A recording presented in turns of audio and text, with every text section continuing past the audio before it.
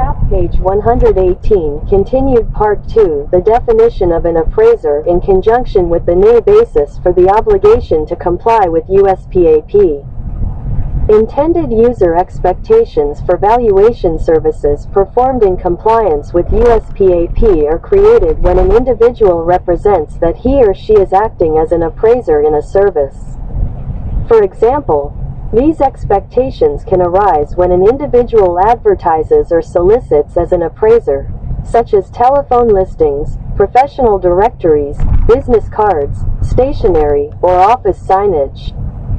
Holds appraiser accreditation from a licensing agency, or maintains membership in a professional appraiser organization.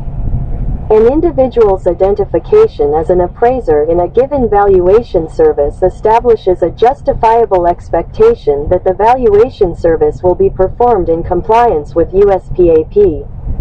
In summary, expectation is the basis for determining when an individual providing a valuation service is acting as an appraiser. Because of the need to preserve public trust and confidence in appraisal practice, the expectations of the client and other intended users for ethical and competent performance create an obligation to comply with USPAP. 5. What are the responsibilities of an appraiser regarding intended user expectations? The appraiser has a professional responsibility to recognize the capacity in which he or she is performing. The responsibility includes inquiry about, and recognition of, the intended user's expectations. When an individual's appraisal expertise and reputation for providing services without bias induce the client or other intended users to select the individual to provide a valuation service, there is a justifiable expectation that the valuation service will be performed in compliance with USPAP.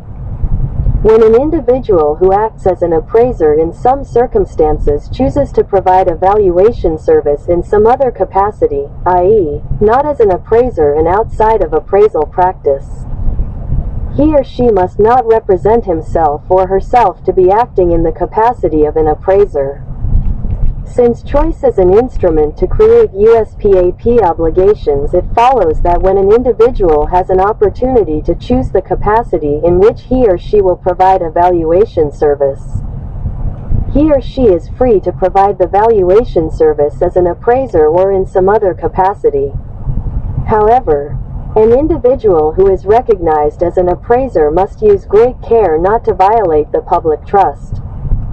What are the USPAP compliance obligations for appraisal practice outside of appraisal and appraisal review? Within appraisal practice, there are some assignments that are addressed by the standards.